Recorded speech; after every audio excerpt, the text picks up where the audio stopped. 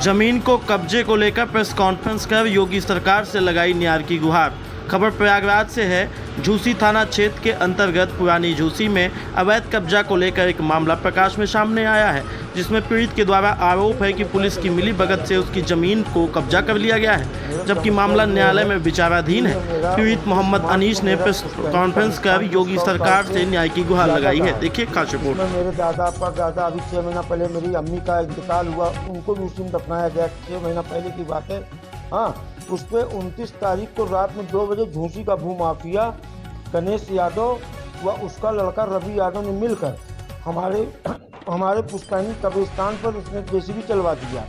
हाँ, उसके बाद हम लोग थाने में गए, वहाँ पर भी मेरी कोई सुनवाई नहीं हुई और अभी तक कोई सुनवाई नहीं हो रही है।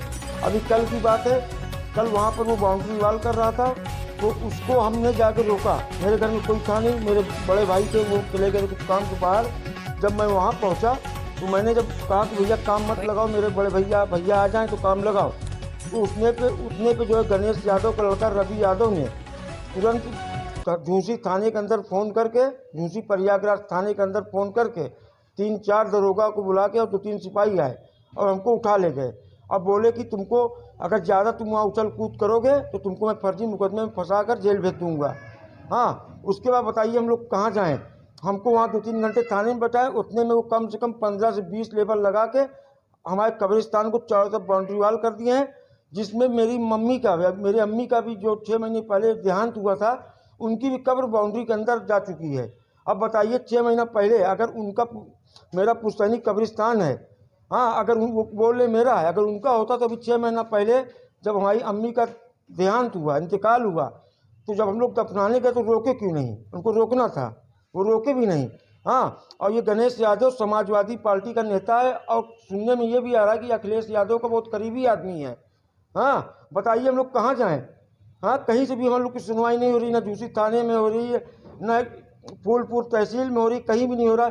यहाँ तक कि कमिश्नर ऑफिस में मैं खुद मैं गया, वहाँ पर भी दिया मैंने, वहाँ से भी आज तक कोई सुनवाई नहीं हुई मेरी।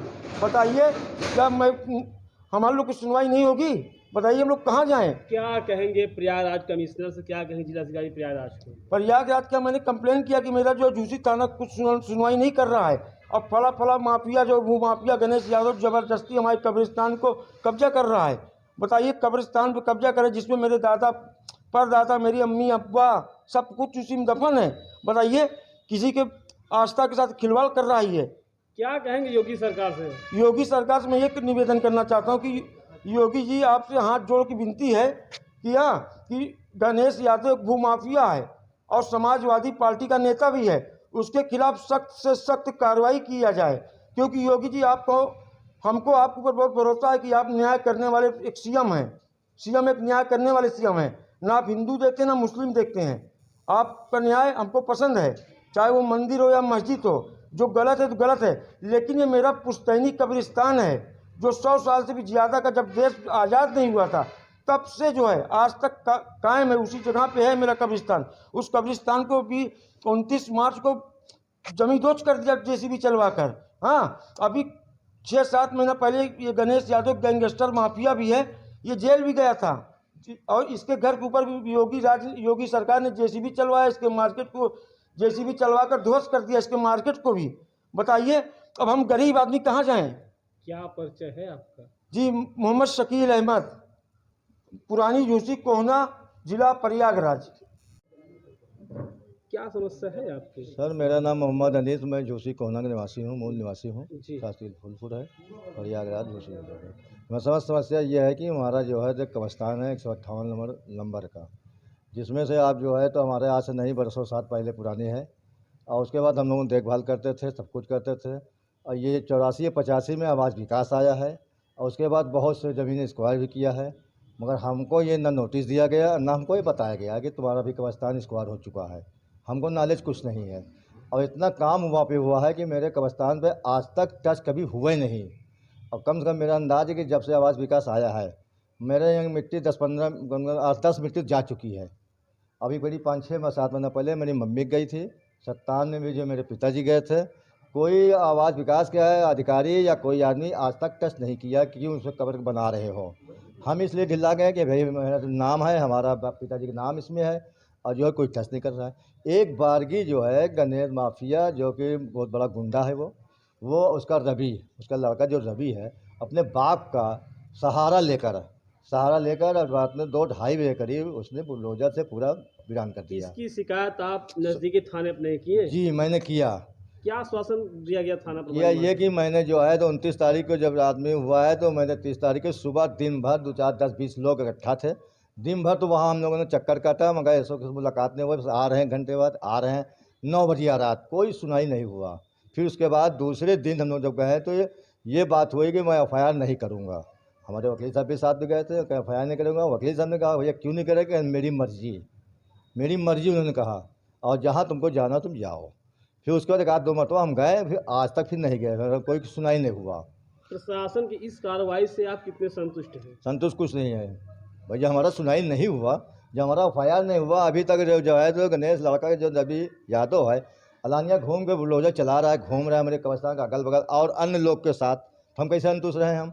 दूसरी बात ये कि जब कल भी ये जो है तो उनके लड़का जो रवि यादव गणेश के लड़का जाकर वह जल्दवारी घिस रहा था, जो सीमेंट पेटरी वाली जो आती है वो घेर रहा था। हम थे नहीं, अपना हम काम से निकले थे। हमको हमारा छोटा भाई मोहम्मद शकील ने जब फ़ोन किया कि भाई ऐसी बात है, ठीक है अच्छा मैं आ रहा हूँ। हमारे जाने से पहले वो जो है घेर चुका था। मेरी मम्मी का भी कब्रिस्तान अंदर हो गया है और कब्रिस्तान बाहर है। जब पता ही चला कि मेरा छोटा भाई कहाँ है, बोले कि थाने बंद किए हैं। जब थाने पे जब मैं गया पता लगाने के लिए तो मालूम हुआ थाने में बैठा। हमने कहा साहब वकील आए, कहने वो काम रोक रहा था।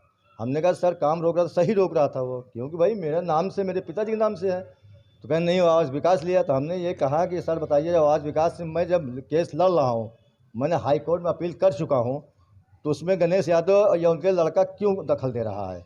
आप क्या कहेंगे योगी सरकार से? हम योगी सरकार से ये कहते हैं कि सर हमारे जो है तो ये जो है गणेश यादव को तत्काल एक्शन लिया जाए और रवि यादव को लिया जाए और हमारा कब्रिस्तान छोड़ाने का मैं कष्ट चाहता हूँ। मैं हाथ जोड़ के साहब कि हमारा ये छोड़ा जाए। आपके क्षेत्रीय थाना झूसी तो क्या उनका क्या कहना है? भाई उनका कहना है कि देखिए मैं जो है तो आवास विकास से बार मेरे पास कागज आ रहा है, मैं उसको बुलडोजर चलवा दूंगा बार थाना प्रभारी जी। कौन सा थाना लगता है? ये आपका मैं झूसी थाना, ठीक है सर, झूसी थाना। कल भी बात हमसे परसों भी हुई बात। उन्होंने कहा कि आवास विकास से आदेश आ रहा है कि इसको खाली कराइए। तो हमारा कहने का मतलब है कि आवास विकास आपको आदेश दे रहा है, तो हमारा कोर्ट की बात क्यों नहीं मानी जा रही है? कोर्ट में गया है हमारा कंप्लेन। क्या परिचय है आपका? जी क्या परिचय है आपका? सर हमारा नाम मोहम्मद अनीस, जो पुरानी झूसी निवासी हूँ मैं, झूसी कोहना प्रयागराज जिला। एक हमारा कब्रिस्तान बच जाए, और क्योंकि अभी 6 महीने पहले हमारी अम्मी का इंतकाल हुआ है, उनको वहाँ दफनाया गया है। योगी जी से मैं ही चाहते कि वो न्याय हमको दें। हाँ, भूमाफिया के खिलाफ सख्त से सख्त कार्रवाई करें, बस हमको कुछ न चाहिए। हमारी अम्मी का 6 महीना पहले इंतकाल अभी हुआ है। बताइए जरा, किसी की माँ के कब्रिस्तान पे JCB और बुलडोजर चलेगा तो कैसे बर्दाश्त करेगा, या किसी के शमशान पे चलाएगा तो कैसा होगा, ये बताइए। हमको योगी जी से निवेदन है कि वो सख्त से सख्त भूमाफिया के खिलाफ कार्रवाई करें, बस हमको बाकी कुछ न चाहिए।